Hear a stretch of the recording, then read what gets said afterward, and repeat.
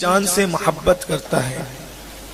انسان کے دل میں اپنی جان سے بہت محبت ہے اور یہ فطری تقاضا ہے۔ اگر پرندہ بھی ہے، چڑیا بھی ہے اور جانور بھی ہے، کوئی ہو، سب کو اپنی جان سے پیار ہے اور یہ فطرت کا تقاضا ہے۔ اور جان ایسی قیمتی چیز ہے بھی کہ اس سے محبت کرنا بھی چاہیے۔ یہ جان سے محبت اور اپنے آپ سے محبت ہی کا تقاضا ہے کہ انسان موسم کو لے کر کے پرہیز کرتا ہے۔ اگر موسم سردی کا ہے تو انسان گرم کپڑے پہنتا ہے، اگر گرمی کا موسم ہے تو انسان پتلے اور کاٹن کے کپڑے پہنتا ہے۔ یہ روزمرہ کا مشاہدہ ہے۔ اسی طریقے سے کھانے پینے کے معاملے میں بھی انسان اپنی جان کو سامنے رکھتے ہوئے بہت پرہیز کرتا ہے۔ کھٹا کھائیں گے تو یہ نقصان ہو جائے گا، ٹھنڈا کھائیں گے تو یہ نقصان ہو جائے گا، میٹھا نہیں کھانا، شوگر کے مریض ہے تو یہ نقصان ہو جائے گا۔ یعنی انسان کو پتا ہے کہ اس سے یہ نقصان ہوگا، اس نقصان سے بچنے کے لیے وہ کھانے میں پرہیز کرتا ہے، اٹھنے بیٹھنے میں پرہیز کرتا ہے، چلنے پھرنے میں پرہیز کرتا ہے۔ یہ اس کی جان سے محبتوں کا تقاضا ہے، کرنا چاہیے، اس پر مجھے کوئی اعتراض نہیں۔ ہم بھی کئی مقام پر ایسا ہی کرتے ہیں کیونکہ ہم بھی انسان ہیں، آپ میں سے ہیں، تو جیسا آپ کرتے ہیں ویسا ہم کرتے ہیں۔ لیکن انسان یہاں آ کر بہت زیادہ نادان واقع ہوا ہے کہ اپنے آپ کو بیماری سے بچانے کے لیے وہ بہت پرہیز کرتا ہے، کیونکہ اس نے سن رکھا ہے، اور جو سن نہیں رکھے ہیں کم سے کم اس نے پڑھا ہے، لکھا ہے، اور لوگوں کی صحبت سے اس نے یہ بات حاصل کی ہے کہ یہ نہیں کرنا اس سے یہ ہوگا، یہ نہیں کرنا اس سے یہ ہوگا۔ بلکہ بچپن ہی سے ہمیں تربیت دی جاتی ہے کہ بیٹا کھٹا کھاؤ گے تو یہ نقصان ہوگا، ٹھنڈا کھاؤ گے تو یہ نقصان ہوگا، اور یہ کرو گے تو یہ نقصان ہوگا۔ آپ اب سے میں پوچھنا چاہتا ہوں، اور پھر ہم محتاط سے محتاط تر ہوتے چلے گئے، لیکن کیا کبھی ہم نے یہ بھی سوچا کہ دنیا میں کھٹا، ٹھنڈا، میٹھا اور گرم، سرد یہ ہم استعمال کریں گے تو جسم کو یہ نقصان ہوگا؟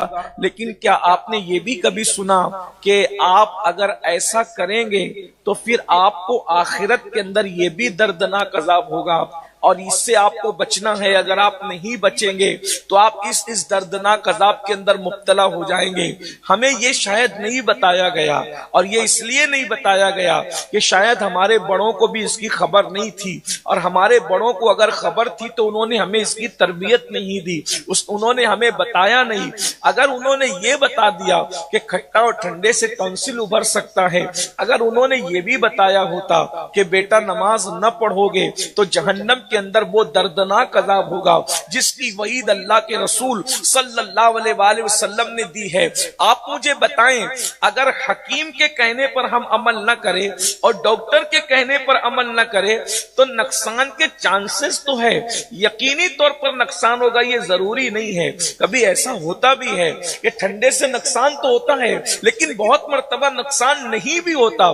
مگر یاد رکھیں، مصطفیٰ جان رحمت نے جو کہہ دیا کہ یہ کرو گے تو یہ عذاب ہوگا، یہ کرو گے تو یہ عذاب ہوگا، واللہ العظیم اس میں ذرہ برابر بھی فرق نہیں۔ ارے ذرہ تو ذرہ ہے، ذرے کے کروڑویں حصے کے برابر بھی فرق نہیں پڑ سکتا۔ اللہ اکبر۔ اللہ رب العزت قرآن مقدس میں ارشاد فرماتا ہے، ان عذاب ربک لواقع ما لہ من دافع، کہ بے شک تیرے رب کا عذاب واقع ہو کر رہے گا۔ اللہ اکبر۔ اگر کوئی یہ تصور کرتا ہے کہ اللہ رب العزت کریم ہے، رحیم ہے، ستار ہے، غفار ہے، میں کچھ بھی کروں گا میں عذاب سے بچ جاؤں گا، بے شک اللہ ستار بھی ہے، غفار بھی ہے، رحیم بھی ہے، کریم بھی ہے، مگر وہ غیور بھی ہے، وہ غیرت والا بھی ہے، وہ قہار بھی ہے، وہ جبار بھی ہے۔ اسی نے تو ارشاد فرمایا تیرے رب کا عذاب واقع ہو کر رہے گا۔ ان عذاب ربک لواقع ما لہ من دافع۔ جب اللہ کسی کو عذاب دینے کا فیصلہ کر لے تو دنیا کی کوئی طاقت آپ کو ہم کو بچا نہیں سکتی۔ اور اللہ کا عذاب کیا ہے؟ خود ہی فرماتا ہے، اللہ اکبر، ان بطش ربک لشدید۔ اللہ اکبر۔ ان بطش ربک لشدید، تیرے رب کی پکڑ بڑی سخت ہے، کسی کے پکڑ میں ایسی طاقت نہیں، کسی کے پکڑ کے اندر وہ دکھ نہیں، کسی کے پکڑ میں وہ درد نہیں جو اللہ کے عذاب میں ہے۔ آئیے میں آپ کے سامنے اللہ کے رسول صلی اللہ علیہ وآلہ وسلم کی چند احادیث کا مجموعہ، اس کا اتنے مجموعہ بطور مفہوم رکھوں تاکہ ہم کیا کریں گے تو ہم پر کیسے عذاب ہوگا۔ اللہ سے ہم پناہ طلب کرتے ہیں، اللہ کی پناہ طلب کرتے ہیں ہر قسم کے عذاب سے۔ پہلی بات تو یہ آپ کو بتا دی جائے میرے بھائیوں، یہ جو دل و دماغ کے اندر بسا ہوا ہے کہ ہم لوگ جو کریں گے وہ قیامت میں ہوگا، قبر میں ہوگا۔ کچھ لوگ اتنے بے باک بھی ہیں، وہ سمجھتے ہیں کہ یار جو ہوگا دیکھا جائے گا، مگر یاد رکھنا اللہ کا عذاب صرف قبر میں نہیں ہوتا، اللہ کا عذاب صرف آخرت میں نہیں ہوگا، بلکہ اللہ کا عذاب دنیا میں بھی ہوتا ہے۔ اور عذاب کی مختلف شکلیں ہیں۔ عذاب کی ایک شکل تو یہ ہے کہ اللہ جس کو عذاب دیتا ہے اس سے عبادت کی توفیق چھین لیتا ہے۔ بنی اسرائیل میں ایک شخص نے یہ کہا یار میں اتنے گناہ کرتا ہوں اللہ مجھے عذاب نہیں دیتا، تو اللہ نے اس دور کے پیغمبر پر وحی نازل فرمائی کہ اس بدبخت سے پوچھو کبھی اس کو میرے خوف سے رونے کی توفیق ہوئی ہے، کبھی اس کو میری محبت میں رونے کی توفیق ہوئی ہے، کبھی اس کی آنکھیں نم ہوئی ہے، کبھی اس نے میری عبادت کی طرف اس کی توجہ ہوئی ہے۔ جب اس سے پوچھا گیا تو اس نے کہا نہیں، میرا دل تو اتنا سخت ہے کہ مجھے کبھی رونا ہی نہیں آتا، میری آنکھ میں کبھی آنسو بھی نہیں آتے، عبادت کی طرف میرے قدم کبھی نہیں بڑھتے۔ تو اس سے کہا گیا نادان، اس سے بڑھ کر عذاب کیا ہوگا؟ اللہ جس سے ناراض ہوتا ہے اس سے لقمہ نہیں چھینتا، اللہ جس سے ناراض ہوتا ہے اس سے عبادت کی توفیق چھین لیتا ہے، اپنی محبت میں رونے کی توفیق چھین لیتا ہے۔ ذرا ہم بھی تو سوچیں کہیں ہم بھی تو عذاب میں گرفتار نہیں ہیں۔ اللہ اللہ، اگر بچے کو اسکول پہنچانا ہے تو 6 بجے ہماری آنکھ برابر کھل رہی ہے، لیکن اگر ہمیں مسجد جانا ہے تو ہماری آنکھ نہیں کھل رہی ہے، تو کہیں ایسا تو نہیں کہ ہم اللہ کے عذاب میں گرفتار ہیں؟ عذاب صرف یہی نہیں کہ ہتکڑیاں ہوگی، عذاب یہی نہیں کہ صرف آگ ہوگی، عذاب صرف یہی نہیں کہ اللہ اکبر تباہی اور بربادی ہوگی، عبادت کی توفیق کا چھین جانا بھی، بلکہ میں تو کہتا ہوں عبادت کی توفیق کا چھین جانا یہ بڑے عذابوں میں سے عذاب ہے، اس لیے کہ قدرت توفیق نہیں دے رہی آپ کو عبادت کی، مطلب ناراضگی کس قدر ہے۔ اللہ اکبر۔ اسی پر بس نہیں، عذاب کی دوسری شکل یہ ہے کہ کتنا بھی کماؤ پھر بھی آپ کو چین نہ ملے، یہ بھی عذاب کی ایک شکل ہے۔ اولاد آپ کی نافرمان ہو جائے، یہ بھی عذاب کی ایک شکل ہے۔ بچیاں بڑی ہو جائے، ان کو رشتے نہ آئے، یہ بھی عذاب کی ایک شکل ہے۔ جب اللہ نے کسی کو بغیر جوڑے کے پیدا نہیں کیا تو رشتے میں تاخیر کیوں ہے؟ یہ عذاب کی شکلوں میں سے ایک شکل ہو سکتی ہے۔ آپ مجھے بتائیں، بستروں پر نرم نرم گدے، ہزاروں کے بستروں پر ہم لیٹتے ہیں لیکن سکون کی نیند نہیں آتی، یہ بھی اللہ کی عذاب کی شکلوں میں سے ایک شکل ہے۔ اولاد ہے، اولاد غدار ہے، اولاد نافرمان ہے، میاں بیوی کے درمیان شکوک و شبہات کی دیواریں کھڑی ہو گئی ہے، میاں بیوی کے درمیان نفرتوں کی دیواریں کھڑی ہو گئی ہے، یہ کیا ہے؟ یہ سب اللہ کے عذاب کی شکلوں میں سے ایک شکل ہے۔ یہ تو دنیا کا عذاب ہے، پھر بھی ہلکا ہے، حالانکہ اس میں سب جھج رہے ہیں۔ یہ بھی آپ کو بتاؤں، اللہ اکبر، اللہ کے رسول علیہ السلام نے تو ایک آیت کی تشریح اور تفسیر میں یہاں تک فرمایا کہ مومن کا جو جسم کھجلی کرتا ہے، اس کے جسم میں جو کھجلی آتی ہے وہ بھی گناہ کی سزا کے طور پر آتی ہے۔ جب یہ آیت نازل ہوئی وما اصابکم من مصیبت فبما کسبت ایدیکم، کہ تم پر جو بھی مصیبت آتی ہے وہ تمہارے برے عمل کی وجہ سے ہے، تو میرے آقا نے صحابہ سے فرمایا تمہارے بدن میں کھجلی بھی آتی ہے تو وہ گناہ کے سبب سے آتی ہے، تمہاری آنکھیں بھی پھڑکتی ہے تو گناہ کے سبب سے، تمہیں ٹھوکر بھی لگتی ہے تو گناہ کے سبب سے۔ اور اللہ اکبر، حضرت سیدنا داتا علی حجویری فرماتے ہیں انسان کے کپڑے پر اگر کسی چیز کا دھبا بھی لگ جاتا ہے، داغ بھی لگتا ہے تو گناہ کی وجہ سے، یعنی اس کا مطلب یہ ہے کہ اگر انسان گناہ نہ کرے تو اس کے کپڑے بھی میلے نہ ہو سکتا ہے شاید لوگ اس پر تعجب کریں کہ اگر انسان گناہ نہ کرے تو اس کے کپڑے بھی میلے نہ ہو۔ اس پر ثبوت پیش کرتے ہوئے داتا علی حجویری رحمت اللہ علیہ نے فرمایا کہ میں اپنے پیر و مرشد کے ساتھ اور پیر بھائیوں کے ساتھ ایک سفر میں تھا، بہت بارش ہوئی تھی اور کیچڑ تھا، اور کیچڑ کے اندر ہمارے پیر لت پت تھے، جوتے بھی لت پت تھے۔ ایسے میں ہم نے دیکھا کہ ہمارے مرشد کے نہ جوتے خراب ہو رہے ہیں نہ کپڑے خراب ہو رہے ہیں۔ ہم نے کہا مرشد ایک ہی رستے سے آپ بھی چلے ہم بھی چلیں، لیکن آپ کے کپڑوں پر اس کا اثر نہیں، ہمارے हमारे कपड़ों पे, फरमाया बेटा जो गुनाहों से महफूज हो जाते कीचड़ उनके कपड़ों को गंदा नहीं करता। अल्लाह अंदाजा फरमाए, यहां तक फरमाया अल्लाह अकबर कि अगर तुम्हारा जलता हुआ चिराग भी बुझ जाए, जलता हुआ चिराग भी बुझ जाए तो वो तुम्हारे गुनाह के सबब से बुझता है। अगर मोमिन गुनाह न करे तो उसका जलाया हुआ चिराग भी बुझ नहीं सकता। अंदाजा फरमाए मोमिन बहरहाल मोमिन है, हमने समझा ही नहीं, हम तो गोश्त मछली और अंडा खाने वाले मोमिन बने हैं। मुस्तफा जान रहमत जैसे मोमिन बनाने के लिए आए थे, हम वैसे मोमिन कहां। हमारे नौजवानों को हम जब ये कहते हैं कि मोमिन का चिराग भी नहीं बुझता अगर वो जला दे, तो आप कहेंगे ऐसा भी होता है। मशहूर वाकया, हिंदुस्तान का तारीख का वाकया है कि सैयदना सरकार सैयद अलाउद्दीन अली अहमद साबिर कलियरी रदी अल्लाह ताला ने अपनी पूरी जिंदगी में एक ही बंदे को मुरीद किया, एक ही बंदे को खिलाफत दी। उस शोरे आफाक हस्ती को दुनिया सैयद शमसुद्दीन अल्तमश पानीपती कहती है।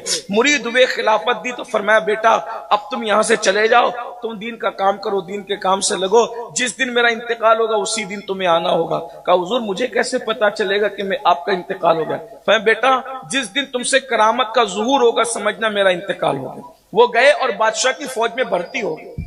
हज़रत शमसुद्दीन तो पानीपती बादशाह की फौज में भर्ती हो गए, और भर्ती होने के बाद जो है फिर वो आप काम धाम करने लगे। बादशाह ने आमिर के किले पर बार बार हमला किया मगर फतह नुसरत हासिल न हुई, तो बादशाह ने अल्लाह की बारगाह में गिड़गिड़ाया, दुआ की मौला कि कुछ करम फरमा दिया जाए कि जब तलवारों की ताकत जो है वो नाकाम नजर आ रही है तो फिर दुआ से बड़ा हथियार क्या हो सकता है। दुआ की ताकत बड़ी ताकत है। तो उसको ख्वाब में दिखाया गया तुम्हारी फौज में एक अल्लाह का वली है, अगर वो हाथ उठा दे तो तुम्हें फतह नुसरत नसीब हो जाएगी। उसकी निशानी क्या है? कि उसकी निशानी यह है कि आंधियों में उसका दिया जलता होगा, उसका दिया आंधियों में भी जलता होगा। और बादशाह को फिर उस दिन से इंतजार हो गया। लोग आंधी से डरते हैं, बादशाह तमन्ना कर रहा था कि कब आंधी आएगी तो मैं उसको पहचानूंगा।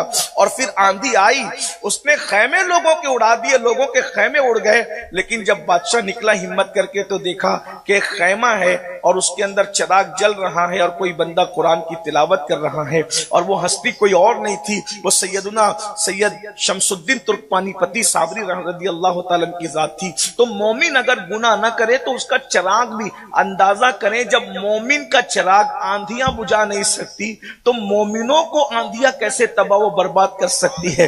लेकिन शर्त यह है कि कोई वो मोमिन बने जो हुजूर बनाने के लिए आए थे, अल्लाह के रसूल जैसा मुसलमान बनाने के लिए आए थे। तो बहरहाल अर्ज ये कर रहा था वो कौन सा गुनाह है और उसके नताइज क्या हैं, अल्लाह के रसूल गैबदा नबी सल्लल्लाहु अलैहि वसल्लम ने बयान फरमाया।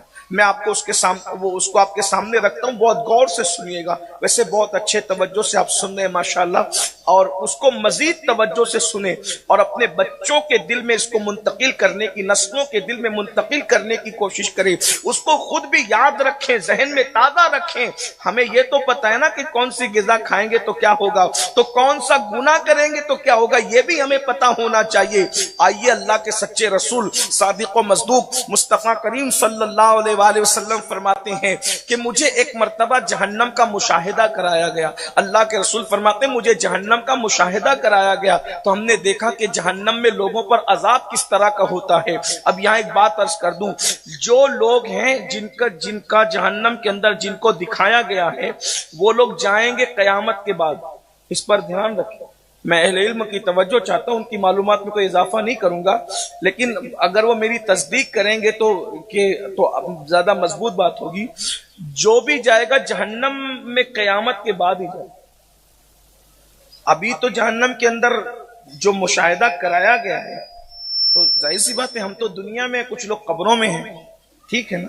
तो जहन्नम के अंदर तो लोग जो हुजूर अलैहिस्सलाम को मुशाहिदा कराया गया वो अभी पहुंचे नहीं है, लेकिन हुजूर उनको जहन्नम में देख रहे हैं। जो बात आपसे कहना चाहता हूं उसको बहुत गौर से सुनना और समझने की कोशिश करना कि अभी मुस्तकबिल में वो जहन्नम में जाएंगे, अभी गए नहीं, लेकिन हुजूर अलैहिस्सलाम की ये आंखों का मोजज़ा है कि जो अभी वाक़े हुआ नहीं है हुजूर ने उसको देख लिया। जो अभी वाक़े हुआ नहीं है हुजूर ने उसको देख लिया। तो लोग ये किस मुंह से कहते हैं कि नबी को दीवार के पीछे की खबर नहीं। जो नबी अभी हुआ नहीं है अगर अल्लाह दिखाना चाहे तो उसको देख लेते हैं। جب نبی مستقبل کو دیکھ سکتے ہیں، ہونے والے کو دیکھ سکتے ہیں، تو کیا نبی ماضی کو نہیں دیکھ سکتے؟ نبی حال کو نہیں دیکھ سکتے؟ تو مسلمانوں اگر کلمہ پڑھتے ہو تو پھر نبی کی عظمت کے ساتھ کلمہ پڑھو۔ یہ کون سی بات ہے کہ نبی کا کلمہ بھی پڑھتے ہو اور نبی کی شان کے اندر نقص بھی تلاش کرتے ہو، نبی کی شان میں عیب بھی تلاش کرتے ہو؟ مجھے بتائیے، کیا کوئی کلمہ پڑھنے والا جو سچے دل سے کلمہ پڑھے، ارے کلمہ پڑھنا تو دور کی بات، جو اپنے استاد کو سچے دل سے استاد مانے، جو اپنے باپ کا واقعی معتقد ہو، تو کیا وہ اپنے باپ کے عیب بھی کسی کے سامنے بیان کرتا ہے؟ عیب ہونے کے بعد جب بیان نہیں کرتا تو آپ مجھے بتائیں وہ ہستی جس کو اللہ نے ہر عیب سے پاک پیدا کیا ہو۔ اور یہ میرا تمہارا صرف عقیدہ نہیں ہے، یہ تو اصحاب رسول کا عقیدہ ہے۔ وَأَحْسَنُ مِنْكَ لَمْ تَرَ قَطُّ عَيْنِي، یہ صرف حسان کا عقیدہ نہیں ہے۔ جو لوگ کہتے ہیں کہ حسان کا عقیدہ ہے، واللہ جب حضرت حسان نے مجمع صحابہ میں اس کو پڑھ کر کے سنایا ہے اور سب اس کو سن کر کے تصدیق کر رہے ہیں، تو یہ صرف حسان کا عقیدہ نہ رہا، ہر صحابی رسول کا عقیدہ ہے۔ اور حضور علیہ السلام اس کو سن کر کے سکوت کر رہے ہیں، تو حضور علیہ السلام بھی سند دے رہے ہیں کہ حسان نے جو کہا ہے وہ سچ کہا ہے۔ وَأَحْسَنُ مِنْكَ لَمْ تَرَ قَطُّ عَيْنِي وَأَجْمَلُ مِنْكَ لَمْ تَلِدِ النِّسَاءُ خُلِقْتَ مُبَرَّأً مِنْ كُلِّ عَيْبٍ كَأَنَّكَ قَدْ خُلِقْتَ كَمَا تَشَاءُ۔ اگر 14ویں صدی میں بریلی کے قلندر کی زبانی اس کا ترجمہ کر سکتے تو اس طرح سے وہ کمال حسن حضور ہے کہ گمان نقص جہاں نہیں، یہی پھول خار سے دور ہے، یہی شمع ہے کہ دھواں نہیں، کروں تیرے نام پہ جاں فدا، نہ بس ایک جاں دو جہاں فدا، دو جہاں سے بھی نہیں جی بھرا، کروں کیا کروڑو جہاں نہیں۔ میرے بھائیوں، میں آپ کو صرف اتنا کہنا چاہتا ہوں، رسول اللہ کا کلمہ پڑھتے ہو، پھر نبی کے بارے میں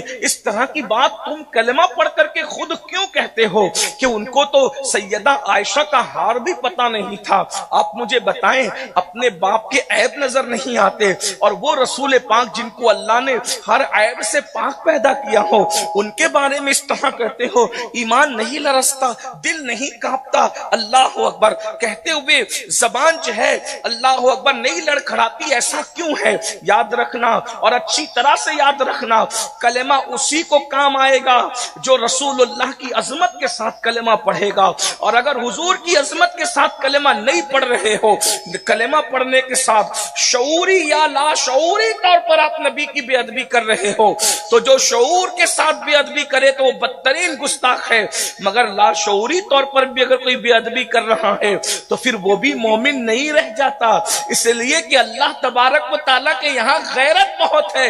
ان تحبط اعمالکم وانتم لا تشعرون، اب یہاں شعور کا معاملہ نہیں ہے، اللہ اکبر، بلکہ تو جو نبی کی بے ادبی کرتے خدا ان سے شعور ہی چھین لیتا ہے، انہیں بے شعور کر دیتا ہے۔ اس لیے اپنے نبی کی عظمت، اور ہمارا نبی تو عظمت والا ہے، کیا عظمت ہے، قربان جائیں۔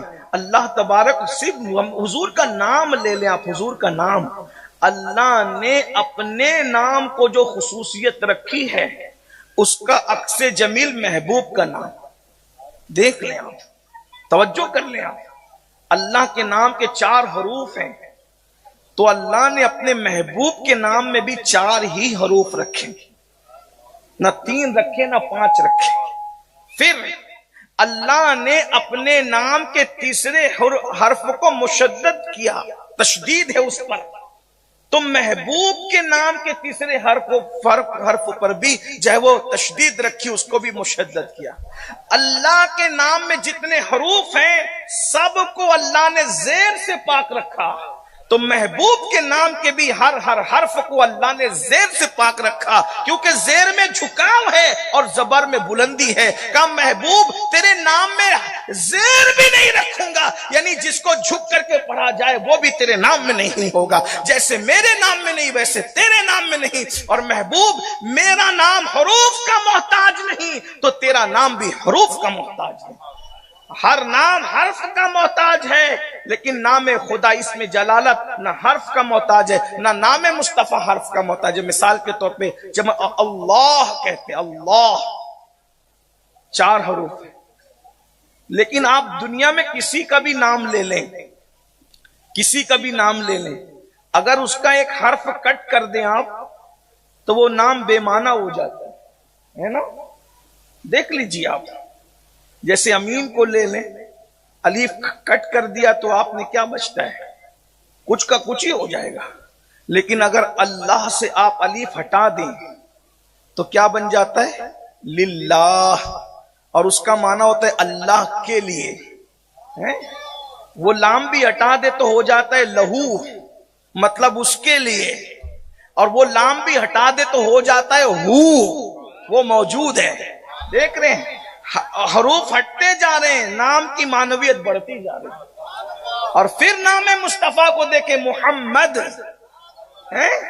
محمد کا معنی ہوتا ہے کثرت سے سراہا گیا، جس کی خوب تعریف کی جائے گی نہیں، جس کی تعریف کی گئی. تو کب کی گئی؟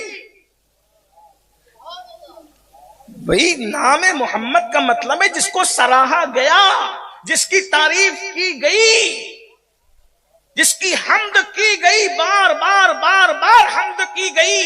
تو آخر کب کی گئی؟ کون کر رہا تھا؟ تو صوفیہ فرماتے ہیں جب اللہ نے نور محمد کو پیدا فرمایا تو وہ خود ہی اپنے محبوب کی تعریف کرتا. کوئی تعریف کرے نہ کرے، اللہ ان کی تعریف کر رہا ہے. اندازہ فرمائیں. تو محبوب کا نام ہی ہے محمد، کثرت سے سراہا گیا. اسی لیے دیکھیں مسلم غیر مسلم آج بھی سب حضور کی تعریف کر رہے ہیں. حضور پہ جتنا لکھا گیا کائنات میں کسی انسان پر اتنا نہیں لکھا گیا.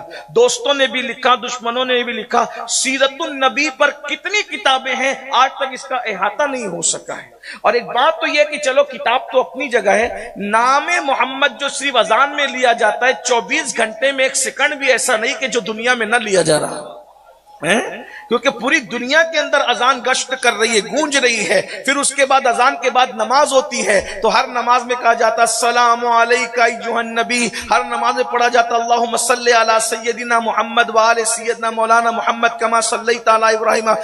اسی طریقے سے درود پڑھا جاتا ہے. تو جب ہر سیکنڈ اذان ہو رہی ہے، ہر سیکنڈ نماز ہو رہی ہے، ہر وقت درود ہو رہا ہے. اور یہ تو انسان پڑھ رہے ہیں، فرشتے بھی درود پڑھ رہے ہیں، اللہ بھی درود نازل فرما رہا ہے. یعنی ہر وقت محبوب کا ذکر ہو رہا ہے. قرآن پڑھو تو محبوب کا ذکر ہو رہا ہے، اذان پڑھو تو محبوب کا ذکر ہو رہا ہے، نماز پڑھو تو محبوب کا ذکر ہو رہا ہے، درود پڑھو تو محبوب کا ذکر ہو رہا ہے. تو حضور علیہ السلام کا ذکر کثرت سے ہو رہا ہے. جنت کے دروازوں پر ان کا نام ہے، حوروں کی پیشانیوں پہ ان کا نام ہے، ان کی پتلیوں پہ ان کا نام ہے، جنت کے پتوں پہ ان کا نام ہے، جنت کے درختوں پہ ان کا نام ہے، جنت کے پھولوں پہ ان کا نام ہے. ہر جگہ ان کا نام ہے. یہ نام کوئی کام بگڑنے نہیں دیتا، ہر کام بڑا بنا دیتا ہے. سب نام محمد. آنکھوں کا تارا نام محمد، دل کا اجالا نام محمد، صلی اللہ کا صحرا سجا کر دولہا بنایا نام محمد. پڑھتی درود دوڑے گی حورے لاشا جو لے گا نام محمد. رکھو لحد میں جس دم عزیز و پڑھ کے سنانا نام محمد. آنکھوں میں آ کے دل میں سما کے رنگت رچا جا نام محمد. پوچھے گا مولا لایا ہے کیا کیا،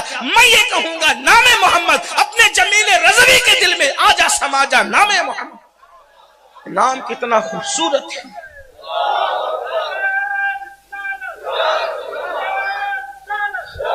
حضور اکرم صلی اللہ علیہ وآلہ وسلم کی شان اور عظمت سمجھنے تو حضور کے نام سے اگر میم ہٹ جائے تو بچتا ہے حمد.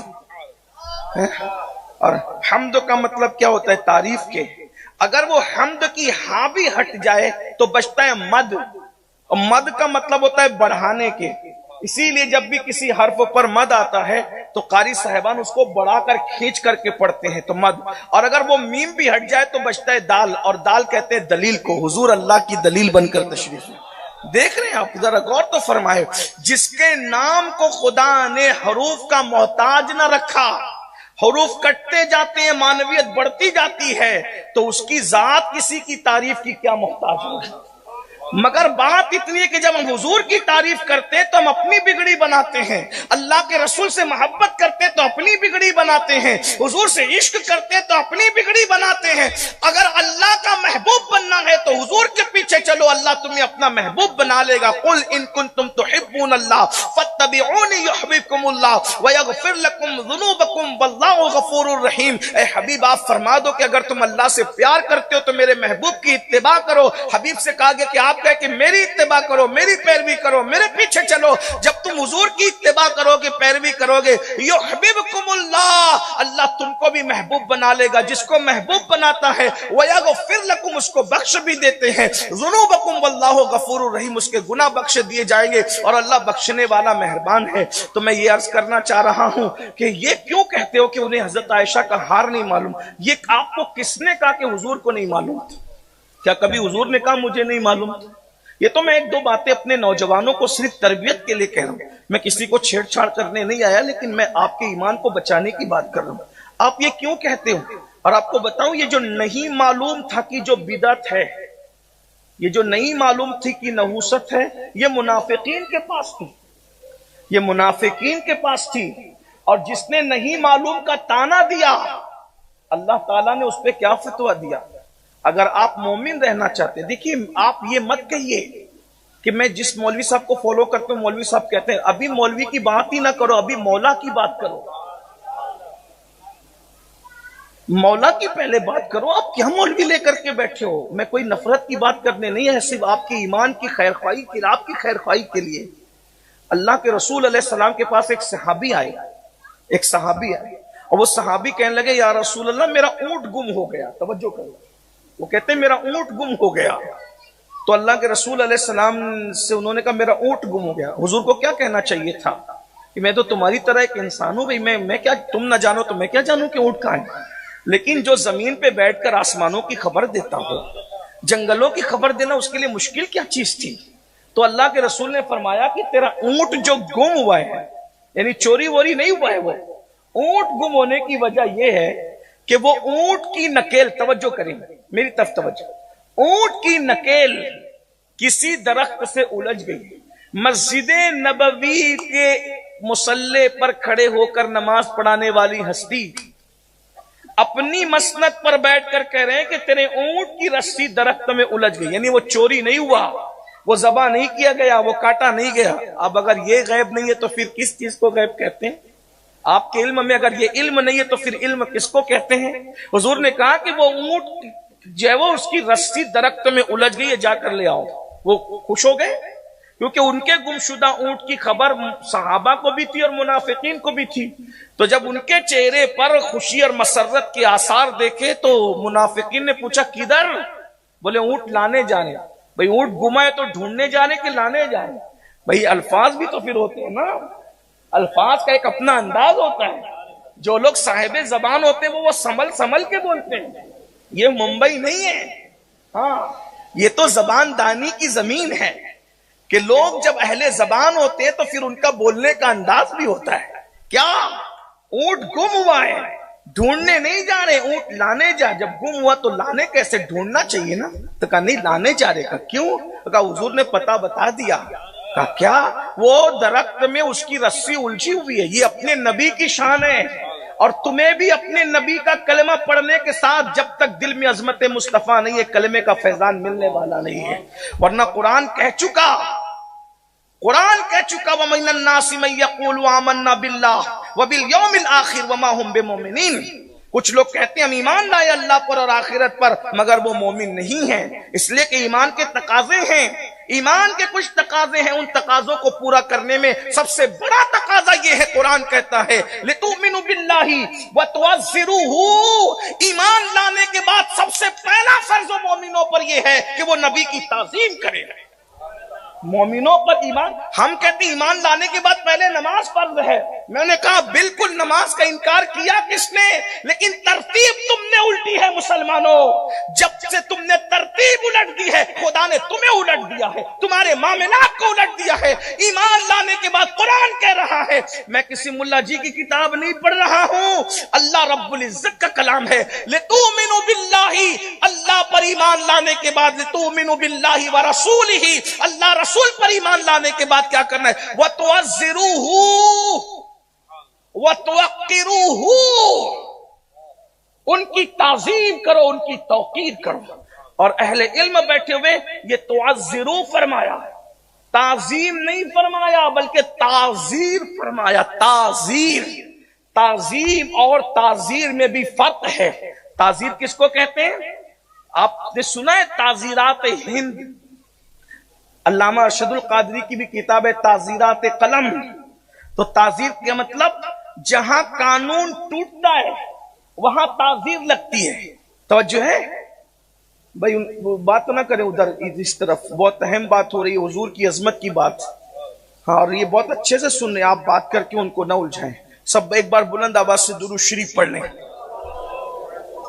بھائی مولانا الیاس اشرفی صاحب نے آپ کو بار بار کہا ذرا زور سے پڑھیں، لیکن میں اتنی زور سے تو نہیں بول سکتا، میری عادت ہے، دوسرے نہیں بولتے تو میں خود ہی چلاتا ہوں. السلام علیکم ورحمۃ اللہ وبرکاتہ. ہمیں امید ہے آپ بھی خیر و عافیت سے ہوں گے. میرے پیارے عزیز دوستو، اگر آپ نے ویڈیو کو کلک کر ہی دیے ہیں نا تو سید امیر القادری صاحب کے زبان سے بیانات کو سماعت کر کے جائیے گا. اگر ویڈیو پسند آئے تو ویڈیو کو لائک کر کے چینل کو سبسکرائب ضرور کر دیں. تو ذرا آپ بھی تھوڑا بلند آواز سے درود شریف پڑھ لیں. صلی اللہ علی النبی الامی وآلہ واصحابہ وبارک وسلم. صلاۃ و سلام علیک یا سیدی یا رسول اللہ، صلاۃ و سلام علیک یا جد الحسن والحسین. اگر آپ کی توجہ میری طرف ہے تو ذرا غور فرمائیں. میں آپ کے ایمان کے بارے میں کچھ بات کرنے لگا ہوں، اپنی آخرت کے لیے، آپ کی آخرت کے لیے، کہ اللہ فرماتا ہے نبی کی تعظیم نہیں تعزیر ہونی چاہیے. تو تعظیم اور تعزیر میں کیا فرق ہے؟ تو تعزیر کہتے ہیں، سمجھانے کے لیے کہہ رہا ہوں بطور مفہوم، جہاں قانون ٹوٹ جائے. تعزیر کہاں لگتی ہے؟ جہاں قانون ٹوٹ جائے. تو یہ قانون توڑنے کا کیا مطلب ہے؟ تو بتایا کہ جیسے استاد کی تعظیم کرتے ہو ویسے میرے محبوب کی نہ کرنا، جیسے ماں باپ کی کرتے ہو ویسے میرے محبوب کی نہ کرنا، جیسے چچا چچی کرتے میرے محبوب کی نہ کرنا، جیسے پیر کی کرتے میرے محبوب کی نہ کرنا، جیسے مولوی صاحب کی کرتے میرے محبوب. تو پھر محبوب کی کیسے کریں؟ کہاں جہاں ساری مخلوق کی تعظیم ٹوٹ جاتی ہے وہاں سے محبوب کی تعظیم کا آغاز ہوتا ہے. مثال کے طور پہ ہم ابا سے پیار کرتے ہیں، لیکن کبھی ابا کا تھوک لے کے چہرے پہ ملا ہے کیا؟ کبھی ملا؟ ملنا بھی نہیں چاہیے، ملا بھی نہیں ہے. کبھی ملا؟ نہیں ملا نا. ہاں، کبھی ابا کا پسینہ لے کر کے اپنے کپڑوں پر ملا؟ نہیں ملا. ملنا بھی نہیں چاہیے، اچھی چیز نہیں ہے. تعظیم اپنی جگہ ہے، پیار اپنی جگہ ہے، لیکن جو گھن کی چیز ہے وہ گھن ہی کی چیز ہے. تو ابا کا پسینہ بدن پہ نہیں ملتے، ابا کا لعاب اور تھوک جو ہے وہ چہرے پہ نہیں ملتے، چچا اور اماں کا لعاب اور تھوک آٹے میں ڈال کر کے برکت کے لیے نہیں پکاتے. تو یہ سب مخلوق کی تعظیم ہے کہ تمہارے ہاتھ چومے جائیں گے، تمہارا تھوک نہیں پیا جائے گا، تمہارے ہاتھوں کو بوسے دیے جائیں گے، تمہارا پسینہ بدن پہ نہیں ملا جائے گا. یہ عام مخلوق کی تعظیم ہے. لیکن جہاں تعزرو آیا ہے، یا رسول اللہ، صرف ہاتھ ہی نہیں چومے جائیں گے کیونکہ آپ کا پسینہ بھی ملا جائے گا، کیونکہ آپ کا پسینہ اوروں کے پسینے کی طرح نہیں ہے. آپ کا پسینہ تو وہ ہے کہ اگر مل جائے تو دلہن عطر نہیں مانگتی، اگر مل جائے تو دلہن عطر نہیں مانگتی، اور اگر مل جائے تو اس کی نسلیں بھی عطر سے بے نیاز کر دی جاتی ہے. واللہ جو مل جائے. اسی لیے بریلی کے کلندر نے ملنے کی بات نہیں کی، کیا کہا؟ ملنے کی بات کی.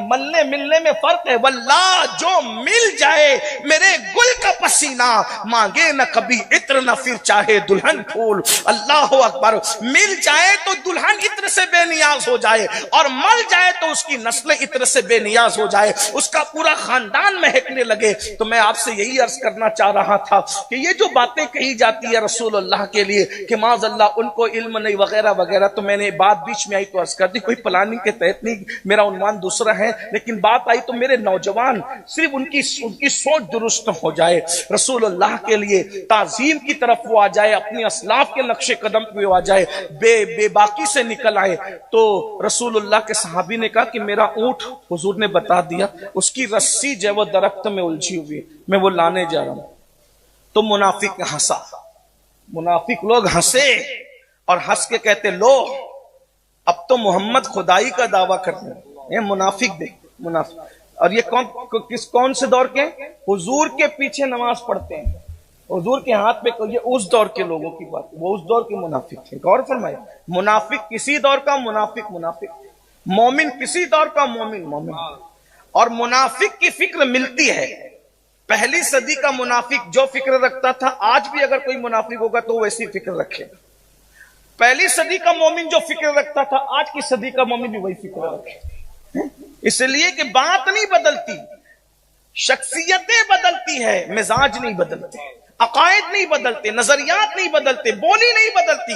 ورنہ جا کر کے دیکھ لو اس وقت جو افریقہ کا سچا مومن بولی بولے گا وہی ہندوستان کا مومن بھی بولے گا. آپ یہ مومن کے شان، عرب کا مومن جو بولے گا عجم کا مومن بھی وہی بولے گا. بس اتنی سی بات ہے اور کوئی نہیں. تو وہ ہنسے، ہنسا انہوں نے ہنسائی. لو خدا، خدائی کا دعویٰ، یعنی ان پاگلوں کو یہ لگ رہا تھا کہ غیب کی خبر دینا کہ وہ اونٹ کی رسی اٹک گئی ہے درخت میں، یہ خبر دینا خدا ہونے کی دلیل. یعنی ان کے نزدیک خدا کا مرتبہ یہ دیکھیے نادانوں کی بات. بہرحال تو کہا خدا، اب تو یہ اللہ کے غیب کی باتیں کر رہے تھے، خود غیب کی خبر دے رہے. ہنسے. وہ صحابی کو تکلیف ہوئی، یار یہ میرے نبی کے علم کی ہنسی اڑا رہے میرے نبی. مگر چونکہ ان کو پہلے لانا تھا اپنا اونٹ، وہ گئے، وہ اونٹ لائے. حضور نے جیسا بتایا تھا ویسا ہی ان کو اونٹ وہاں ملا، اور وہ اونٹ لے کر کے آئے. پھر انہوں نے بتایا یا رسول اللہ یہ تو آپ کے علم غیب کا مذاق اڑا رہے. یہ مذاق اڑا رہے تھے، کہتے تھے محمد تو خدائی کا دعویٰ کرنے لگ گئے. تو اس وقت حضور نے ان منافقوں کو بلایا. اچھا حضور نے یہ نہیں کہا انہوں نے صحیح کہا معاذ اللہ کہ میں تو کیا جانوں غیب کی بات، لیکن نہیں، حضور نے بلایا، کہا تم نے ایسا کہا. تب چونکہ پکڑے گئے تو پھر بہانہ کرنے لگے، حضور ہم تو مذاق کر رہے تھے. کیا کہنے لگے؟ حضور نبی مذاق کے لیے. پھر جب انہوں نے کہا ہم تو مذاق کر رہے تھے، حضور تو چپ ہو گئے. مگر قرآن چپ نہیں ہوا. بلبل سدرہ آیت لے کر کے آ گئے اور کیا کہا؟ لا تعتذروا. قرآن آ گیا. نبی کے علم غیب کا مذاق اڑانے والوں، قرآن کر لا تعتذروا قد کفرتم بعد ایمانکم. بہانے نہ بناؤ، تم کافر ہو گئے ایمان لانے کے بعد. کون کہہ رہا ہے بھائیو؟ کون کہہ رہا ہے؟ نبی کے علم غیب کا مذاق اڑانے والوں کو کون کہہ رہا ہے؟ اللہ کا قرآن کہہ رہا ہے. نبی کا مذاق اڑانے والوں کو کون کہہ رہا ہے؟ اللہ کا قرآن کہہ رہا ہے. اس لیے میں آپ سے کہنا چاہتا ہوں کہ رسول اللہ پر یقین کامل رکھو. میرے بھائی جب ہم اپنے دوستوں سے کچھ چھپا کر نہیں رکھتے تو خدا نے جس کو اپنا خلیفہ اعظم بنایا ہو، اللہ رب العزت نے جس کو اپنا نائب بنایا ہو، نائب اکبر بنایا ہو، خلیفہ اعظم بنایا ہو، اللہ نے ان کو کیا نہیں دیا ہوگا؟ آپ حضرت آدم کے لیے تو اتنا مانتے ہو نا، آدم علیہ السلام کے لیے سب مانتے، اس میں کسی کو اختلاف نہیں. کہتے ہیں وَعَلَّمَ الْآدَمَ الْأَسْمَاءَ كُلَّهَا، اللہ نے آدم کو تمام تمام اسماء کا علم سکھایا. تو آدم کے لیے کلہا مان لیا تو نبی کے لیے کلی ماننے میں کیا تکلیف ہے؟ جبکہ نبی کے لیے قرآن کہتا ہے وَعَلَّمَكَ مَا لَمْ تَكُنْ تَعْلَمْ وَكَانَ فَضْلُ اللَّهِ عَلَيْكَ عَظِيمًا. محبوب آپ جو کچھ نہیں جانتے تھے وہ ہم نے آپ کو سب کچھ سکھا دیا. جب قرآن کہہ رہا ہے سب کچھ سکھا دیا تو اب امتی ہو کر کے آپ یہ کہیں گے کہ یہ نہیں پتا، یہ نہیں پتا. نبی کو کوئی فرق نہیں پڑتا، نبی کو کوئی فرق نہیں پڑتا، نبی کو کوئی فرق نہیں پڑتا. فرق آپ کے ایمان کو پڑتا ہے، آپ کی آخرت کو پڑتا ہے، آپ کی نسلوں کو پڑتا ہے. بربادی آپ کے لیے ہے. میرا جو ہے وہ ٹائم زیادہ ہو رہا ہے تو میں اپنے وقت عنوان پہ جلدی سے آ جاؤں. 10-15 منٹ کا ٹائم بچا ہے، جلدی سے میں بات پوری کرنے لگوں. تو اللہ کے رسول علیہ الصلوۃ والتسلیم نے جہنم کا مشاہدہ کیا. یہی سے بات چلی تھی اور پھر بات بہت آگے نکل گئی. جہنم کا مشاہدہ کیا. کچھ لوگ غلطی سے کہہ دیتے جہنم کی سیر کی، وہ جہنم سیر کرنے کے قابل نہیں ہے. سیر جنت کی ہوتی ہے، مشاہدہ جہنم کا ہوتا ہے. اور مشاہدہ پھر مشاہدہ ہوتا ہے. حضور نے مشاہدہ کیا. اب حضور نے جو مشاہدہ کیا وہ حضور خود بتاتے ہیں. آقا علیہ السلام اب بتا رہے کہ کون سے گناہ کا عذاب کیا ہے. اللہ کے رسول صلی اللہ علیہ وآلہ وسلم فرماتے ہیں ہم نے دیکھا کہ کچھ لوگ تھے جن کے کانوں میں اور آنکھوں میں سیسا پگھلا کر ڈالا جا رہا تھا. شیشہ نہیں، سیسا. شیشہ مطلب یہ جو کانچ ہوتی ہے اس کو شیشہ کہتے ہیں. اور سیسا جو ہے یہ جب دیواریں پہلے بنتی تھی دیواریں تو پتھر کو پتھر سے جوڑنے کے لیے سیسا گرم کر کے ڈالا جاتا تھا. تو سیسا پلائی ہوئی دیوار، ہم کہتے ہیں نا محاورے کے اندر کہ ایسے متحد ہو جاؤ جیسے سیسا پلائی ہوئی دیوار.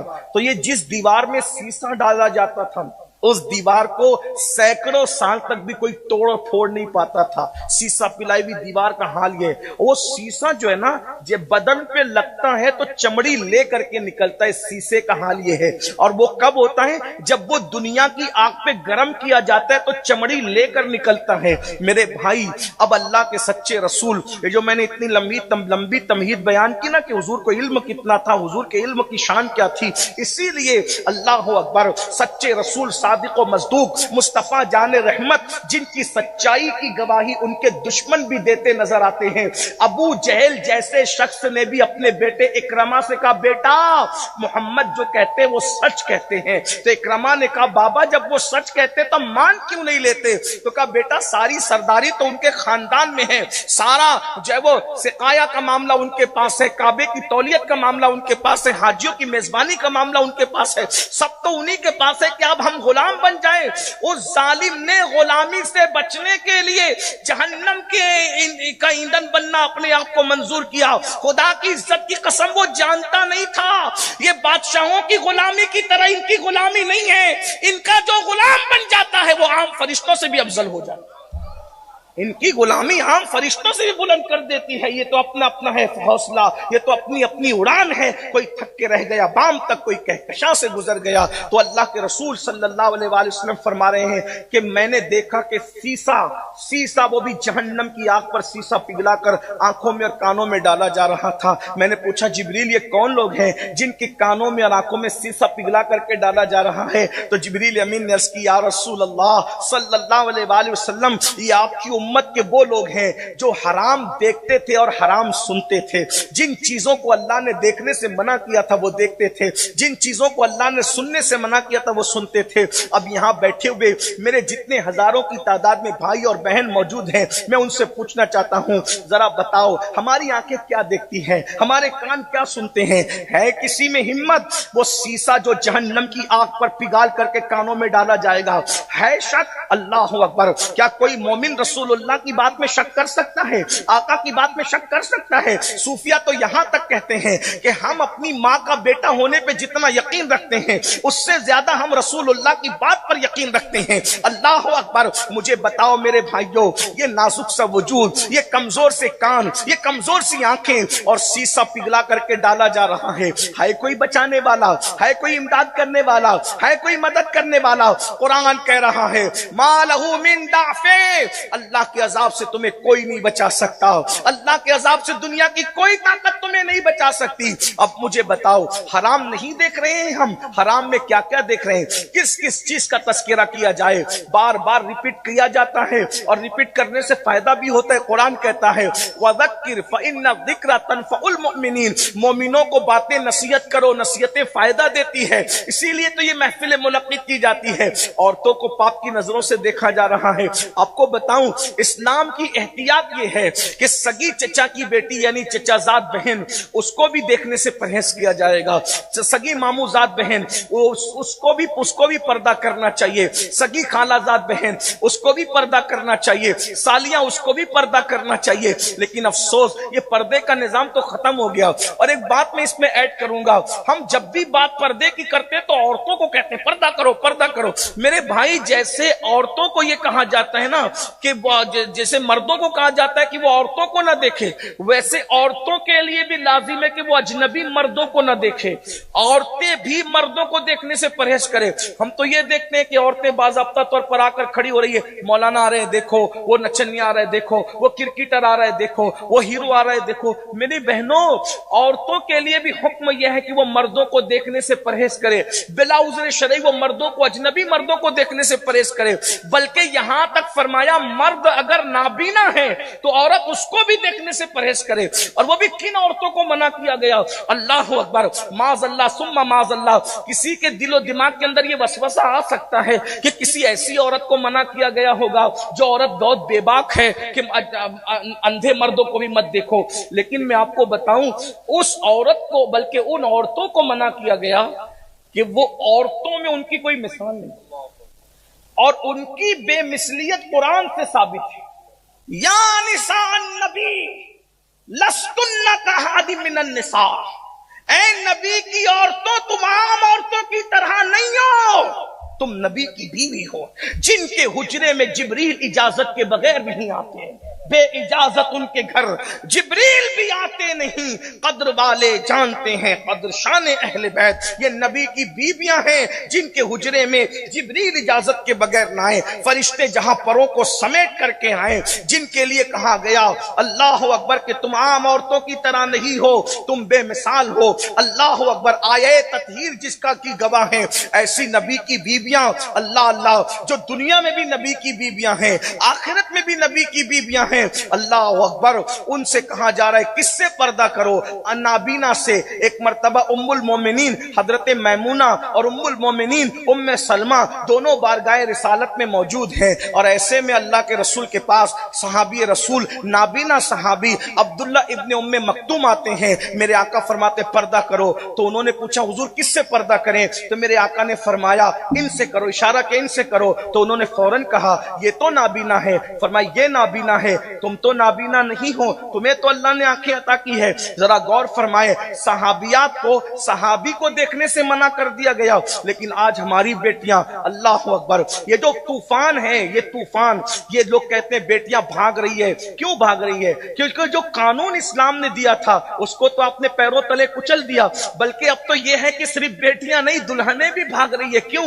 کیونکہ اب شادیاں کرتے ہو تو اسٹیج پر جو وہ ایک کرسی نہیں لگاتے، دو دو لگاتے ہو، ایک دولہے کی ایک دلہن کی فیشن ہے، لوگ مبارکباد دینے آتے ہیں تو ہاتھ ملا کے دولہے کو بھی دیتے ہیں اور ہاتھ ملا کے دلہن کو بھی مبارکباد دیتے ہیں۔ واہ، کون سے دین پر عمل کر رہے ہو؟ سنت رسول پر عمل کا نام ہے کہ ہم سنت ادا کرنے نکلے ہیں۔ ہزاروں خرافات کو زندہ کرنے والوں، ہزاروں بدعات کو زندہ کرنے والوں، یا ڈر نہیں لگتا اللہ کے عذاب سے؟ جب اللہ فرما رہا ہے ان بطش ربک لشدید، تیرے رب کی پکڑ بڑی سخت ہے، میرے بھائیوں ہے کوئی برداشت کرنے کے لائق؟ ہے کسی کے جسم میں اتنی ہمت؟ اللہ کے سچے رسول صادق و مصدوق صلی اللہ علیہ وآلہ وسلم کے فرمان کا مفہوم ہے کہ جہنم کی آگ وہ آگ ہے کہ جس میں پہاڑ بھی ڈالے جائے تو پگھل جائیں۔ ذرا غور تو کریں، اپنے آپ پہ رحم کر لو، جب پہاڑ جس کے اندر پگھل جائیں گے تو یہ چھوٹا سا چمڑے کا وجود، یہ چھوٹا سا گوشت کا وجود، یہ چھوٹا سا ہڈی چمڑے اور خون اور گوشت کا مجموعہ، اس کا کیا بنے گا جو پہاڑ کو بھی جلا کر کے پگھال دے؟ ہمارے جسموں کا کیا حال ہوگا؟ میرے بھائیوں، گناہوں سے بچو۔ جب آپ غذاؤں سے بچ رہے ہو جسم کی حفاظت کے لیے تو گناہوں سے بھی بچ جاؤ اللہ کی عذاب سے حفاظت کے لیے۔ میرے آقا فرما رہے ہیں اللہ اکبر، یہ سیسا پگھلا کر اس لیے ڈالا جا رہا ہے کہ حرام دیکھتے تھے اور حرام سنتے۔ اچھا، حرام سننے کی جہاں تک بات ہے شاید اس پر گفتگو ہم لوگ کم کرتے۔ حرام سننے سے کیا مراد؟ گانے سنتے یہ بھی حرام، کسی کی غیبت سنتے یہ بھی حرام، اسی طریقے سے یہ بھی حرام ہے کہ دو بندے بیٹھ کر آپس میں باتیں کر رہے ہیں، خلیل بھائی بات کر رہے ہیں مولانا عبد الکریم صاحب سے، اور وہ چاہتے کہ امین القادری نہ سنیں، لیکن اگر امین القادری ادھر کان دے کر کے سن رہا ہے تو یہ بھی حرام ہے۔ عورتیں گھروں میں کان لگا کر کے باتیں سنتی ہے کہ کیا باتیں، بڑے کیا باتیں کریں، گھر کے ذمہ دار کیا، حرام ہے۔ ایسے لوگوں کے کانوں میں آگ کا سیسا پگھلا، جہنم کی آگ پر سیسا پگھلا کر ڈالا جائے۔ شاید ہمیں پتا نہیں، میں سمجھتا ہوں اگر پتا ہوتا تو ہم ایسا نہ کرتے۔ اور ایک بات کہتا ہوں، کوئی بات اگر ہم سے چھپانا چاہ رہے تو ہم اس بات کو سن کر کے آخر ہمارا بننے گا کیا؟ کون سا فائدہ ہے؟ یہ گناہ بے لذت کر کے اپنے آپ کو برباد کیوں کرتے ہو؟ اور اگر مفتیان کرام سے آپ پوچھیں گے تو وہ آپ کو بتائیں گے، ہمارے ممبر پہ بھی کچھ مفتیان کرام موجود ہیں، کہ جو فون کی گفتگو ہے نا، یہ بھی سرگوشی کی ایک شکل ہے۔ فون کی گفتگو بھی سرگوشی کی ایک شکل ہے۔ اگر آپ اس کی اجازت کے بغیر اس کی آواز ریکارڈ کر کے اس کو سناتے ہیں، وہ جس کو سنانا نہیں چاہتا تھا، تو اس کا مطلب آپ نے اس کی باتوں میں خیانت کی ہے۔ تو آپ سیسا پگھلا کر کے اپنے کان کے لیے تیار رہیے۔ آج امت میں 80% جھگڑا بھائی بھائی میں، دیورانی جٹھانی میں، ماں باپ بیٹے میں، دوست دوست میں، یہ فون کی ریکارڈنگ، کال کی ریکارڈنگ کی وجہ سے۔ اگر آپ کو ریکارڈ کرنا ہے تو آپ پہلے پوچھئے کہ میں ریکارڈ کرنا چاہتا ہوں، آدمی محتاط ہو جائے گا۔ آپ سارا راز اگلوا لیتے ہیں، آخری میں کہتے ہیں میں ریکارڈ کر رہا ہوں، تو بندہ کرے گا کیا؟ آپ دیکھیے۔ اور ایک بات ہے، اگر میں کہہ دوں کہ مولانا صاحب کے خلاف، مولانا عبد الکریم نے مولانا کے خلاف بات کی، تو وہ بات کچھ نہ کچھ بن جاتی ہے کہ نہیں ایسا نہیں کہا تھا، ایسا کہا تھا، لہجہ ایسا نہیں تھا، ایسا نہیں تھا، اس کا مطلب یہ نہیں تھا، یہ تھا. لیکن جب کسی کو ریکارڈنگ سناتے ہیں تو آگ ہی لگ جاتی ہے، کیونکہ اب کوئی ثبوت کی ضرورت نہیں ہوتی، آدمی کو تعویل کی ضرورت نہیں ہوتی. تو اس لیے یہ فون کی ریکارڈنگ کر کے امت میں فتنہ پیدا نہ کرو، امت میں انتشار پیدا نہ کرو، ایک دوسرے کو لڑانے کی کوشش نہ کرو. آپ کو پتہ ہے اللہ کے رسول امت کو لڑانے والوں سے کتنا ناراض ہے؟ تفسیر خزائن العرفان پارہ نمبر 15 علامہ سید نعیم الدین مراد آبادی اس کے حاشیے پہ لکھتے، کنز الایمان کے حاشیے پہ، کہ اللہ کے رسول فرماتے ہیں جو میری امت میں پھوٹ پیدا کرے، جدائی پیدا کرے، کوئی انسان کا بچہ نہیں، وہ شیطان کی اولاد ہے، شیطان کی ذریت سے، وہ شیطان سے پیدا ہوا ہے. امت کو لڑانے والوں کا یہ حال ہے. آپ لڑانے، دوستوں میں لڑائی لگا دی فون کی ریکارڈنگ سے، بھائی بھائی میں لڑائی لگا دی، میاں بیوی میں لڑائی لگا دی. آخر ہم یہی سب کرنے کے لیے دنیا میں آئے تھے. آپ کو پتا ہے اللہ کے نزدیک سب سے بدترین گناہ ہے توڑنا، لوگوں کے درمیان اختلاف پیدا کرنا، لوگوں کے درمیان جدائی پیدا کرنا. میرے بھائی، ہمارے جو صوفیہ لوگ ہیں نا، اللہ والے لوگ سمجھتے ہیں کہ ٹوپی کا کلر آدمی کو صوفی بنا دیتا ہے، لوگ سمجھتے ہیں کہ کالے پیلے کپڑے آدمی کو صوفی بنا دیتا ہے، لوگ سمجھتے ہیں قبرستان میں بیٹھ کر کے حقو کرنا آدمی کو صوفی بنا. نہیں میرے بھائی، جب تک کہ آپ مغز اسلام پر اور سچے دین پر عمل نہیں کرتے اور آپ اللہ کی رضا کے لیے مخلوق سے پیار نہیں کرتے، تب تک آپ صوفی نہیں بنتے. صوفی کی سب سے بڑی پہچان یہ ہے، صوفی کبھی توڑنے کی بات ہی نہیں کرے گا، صوفی ہمیشہ جوڑنے کی بات کرے گا. جو امت کو، امت کے وہ لوگ، لیکن امت کے وہ لوگ جو امت اجابت میں ہیں، امت کے وہ لوگ جو خوش عقیدہ ہیں، امت کے وہ لوگ جو صحیح العقیدہ، میں ان کی بات کر رہا ہوں. اللہ اکبر. اندازہ فرمائے تو صوفی کبھی توڑنے کی نہیں، جوڑنے کی بات کرے گا. بلکہ صوفیہ کے یہاں احتیاط یہاں تک ہے، احتیاط یہاں تک ہے مخلوق خدا کے لیے کہ حضرت بابا فرید ملت والدین، بابا فرید الدین گنج شکر کے پاس ایک مرید آیا. اب مرید آ کے کہتا ہے کہ حضور میں لوہار ہوں اور میں نے سوچا کہ پیر کو کوئی تحفہ دینا چاہیے، تو میں ایک قینچی بنا کے لایا. بابا صاحب نے فرمایا تو لوہار ہے تو صرف قینچی بنانا جانتا ہے، تجھے سوئی بنانا نہیں آتا؟ حضور وہ بھی جانتا ہوں. کہ بابا ہم صوفی لوگ ہیں، ہمارے پاس قینچی نہ لایا کرو، ہمارے پاس سوئی لایا کرو. سوئی، کیونکہ قینچی ایک کو 2 کر دیتی ہے اور سوئی دھاگا 2 کو 1 کر دیتی ہے. ہم 2 کرنے والے لوگ نہیں، 2 کرنے نہیں، ہم تو 1 کرنے ہیں. یہ صوفیہ کا نظریہ. اور آج ہم غریب نواز کے ماننے والے، غوث پاک کے ماننے والے اور بزرگوں کے ماننے والے، ہم میاں بیوی میں پھوٹ ڈالیں، لڑائی لگائیں، اختلاف پیدا کریں، بھائی بھائی میں جھگڑا پیدا کریں، باپ کو بیٹے سے لڑا دے، بیٹے کو باپ سے. یہ نہیں ہونا چاہیے. ادھر کی بات ادھر کرنے والے کو چگل خور کہتے ہیں. اور اللہ کے رسول صلی اللہ علیہ وآلہ وسلم فرماتے ہیں چگل خور پر جنت کی خوشبو بھی حرام. چگل خور پر جنت کی. اب ان گناہوں کو تو کوئی گناہ سمجھ ہی نہیں رہا ہے، ان گناہوں کو کوئی گناہ سمجھتا ہی نہیں. لوگ اس کے اندر اتنے ڈوب چکے ہیں، جبکہ چگل خوروں پہ جنت کی خوشبو بھی حرام کر دی گئی. اور چگل خوری کیا ہے؟ اتنا سن کر کے کہہ دیا نا کہ آپ کے بارے میں اس نے یہ کہا تھا، یہ چگل خوری. آپ کتنا ہی بڑا بھائی خوبصورت لباس پہن لیں، کتنی اچھی داڑھی تراش خراش کر لیں، حضور کہہ رہے ہیں تجھ پہ جنت کی خوشبو بھی حرام ہے. بھائی جان، تجھ پہ جنت کی خوشبو بھی حرام ہے. ایک مجھے بہت پیاری بات یاد آئی کہ لوگ انسان ہو کر، علم والے ہو کر، عبادت گزار ہو کر، فرائض واجبات کی پابندی کر کے چگلیاں کرتے ہیں. اس سے تو اچھا وہ بھیڑیا تھا جو بھیڑیا ہو کر چگل خوری سے بچتا ہے. امام غزالی رحمت اللہ علیہ سورہ یوسف کی تفسیر میں لکھتے ہیں کہ یوسف علیہ السلام کے بھائیوں نے، اچھا یہ جو پورا قصہ ہے نا سورہ یوسف کا، وہ بھی چگل خوری سے ہی شروع ہوتا ہے. آپ نے خواب دیکھا، خواب دیکھنے کے بعد ابا کو بتا رہے تھے خواب. ابا نے کہا یہ کسی کو مت بتا، اور خاص طور پر تو اپنے بھائیوں کو مت بتا. اللہ اخوتی کا اپنے بھائیوں کو نہیں بتانا.